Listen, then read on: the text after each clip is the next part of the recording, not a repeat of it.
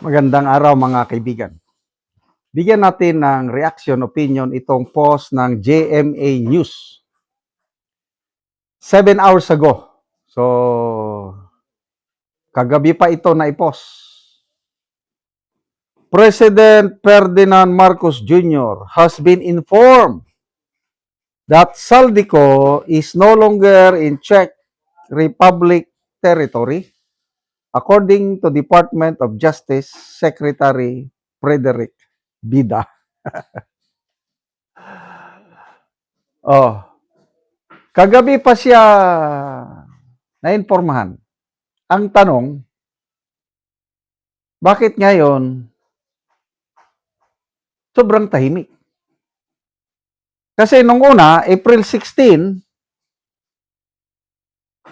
nung may nag-inform sa kanya na stop, na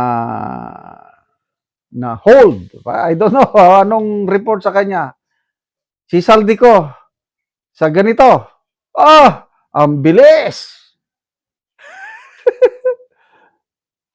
Birada kagad sa kanyang Facebook page. Nahuli na si Saldico.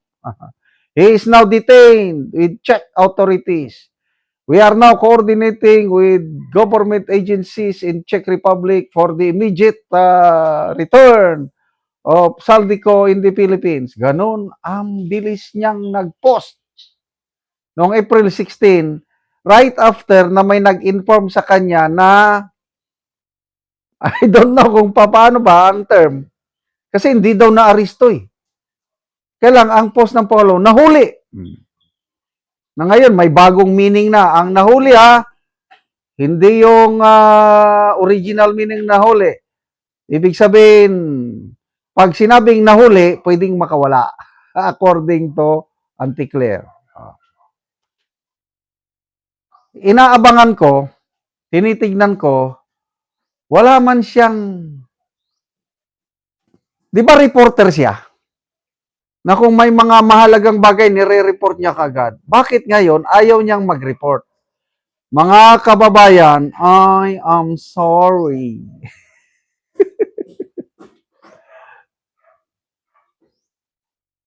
Aaminin ba niya o aaminin ba ni Auntie Claire na napalpak sila itong pangyayari kay Saldico? I don't think so.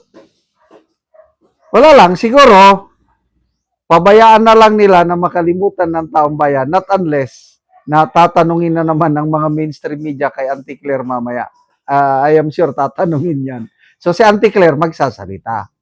But ang Pangulo, palagay ko, ito opinion ko lang he don't have the courage to admit that he was wrong. I hope I am wrong. Kasi mas maganda na magsasalita siya nga, mga kababayan. Gusto kong mag-report sa iyo tungkol kay Saldico na wala na siya sa Czech authorities. I am sorry. Masyado akong excited noong April 16. Kaya yung nag-report sa akin tungkol sa kanyang pagkahuli, sinibak ko na sa tungkulin. Something like that. But I admit the responsibility. Mali ako. Lesson learned, hindi na ako magre-report sa sunod ng patakataka. Sasaluduhan ko ang Pangulo pag gagawin niya yon.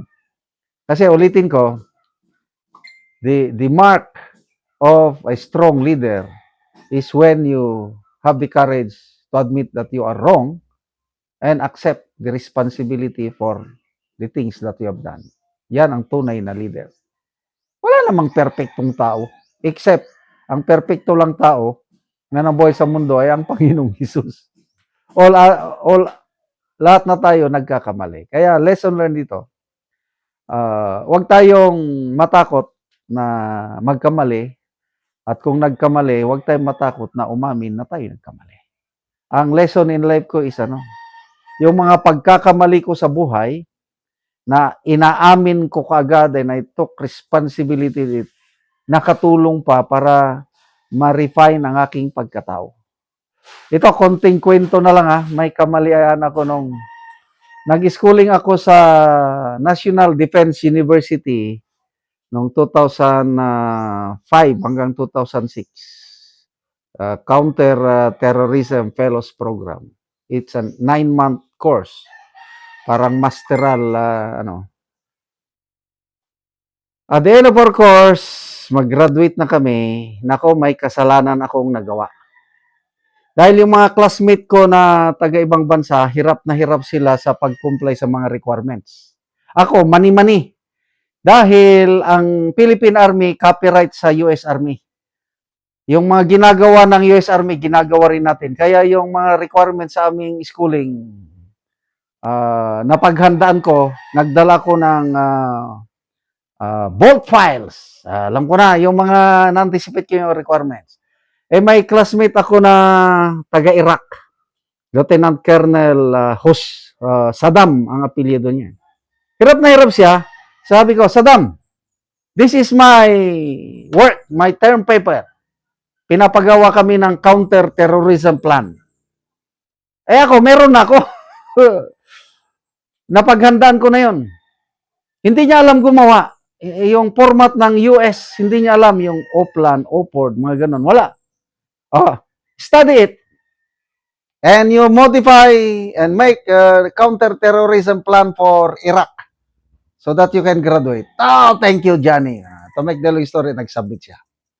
Mga a week before our graduation, yung aming professor, retired US Army Colonel, Professor Mark, Lieutenant Colonel Macanas, Lieutenant Colonel Saddam, come to my office. Nako, kinabahan ako. Pag upo namin, binagsak niya yung papel ni Colonel Saddam. What's this? Sabi niya. In-circlean niya ng red na gano'n, no?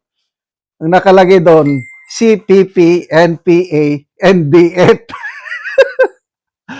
How can Iraq has CPP, NPA, NDF? Wala na pala. Si Colonel Saddam, imbes na i-remodify niya, nakalimutan niyang tanggalin yung CPP, NPA, NDF. Nabuking kami. We are supposed to be returned to unit dahil cheating na yun. Cheating. Sabi ko, Sir, it's my fault. Naawa ako kay Colonel Saddam. Binigay ko ang aking counter-terrorism plan. I let him copy my work. Just modify it. So, I am at fault. Send me home. Si Colonel Saddam din, no sir, it's my fault. Johnny has no, it's my fault. Send me home. Inamin namin kagad yung kasalanan. Sir, I'm sorry. I just felt sorry for my classmates. They don't know how to do these things. Me, as a Philippine Army officer, I know it because we are copycat of the US Army. Naawa lang ako, sir. Sabi ko. Mamaya tumawa sila. I know it! I know it! Sabi niya, you Filipinos are so generous. Mapanganga kami. Why do you know it, sir? Don't you know that my wife is a Filipina? She gives everything in our house to our neighbors. She's so generous. That's why you are a Filipino indeed.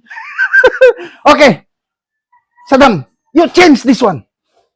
As if nothing happened. Go, go, go, go. And submit another one without CPP and PNDF. Yun. Nakagraduate kaming dalawa ni Colonel Saddam. But ang lesson learned doon is, inamin ko ang pagkakamali ko. And I'm willing to, si Colonel Saddam din, ganon din. Di nakagraduate kami. Aminin ba ang pagkakamali ng Pangulo? I don't think so.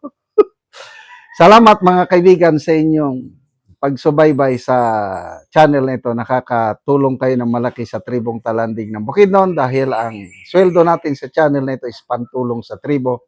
Namimigay tayo ng libreng yero at pako para makapagpatayo sila ng mas maayos na tirahan.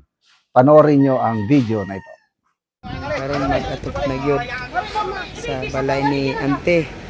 So lipay kayo ang nagtabang sa iyaha na makabalay na si Ante. Okay, balo si Ante, gitabangan ra siya.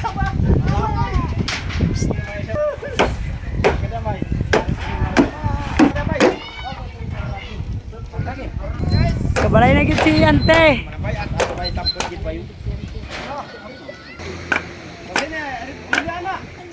Sandayungan nyo dak dia. Gali mo man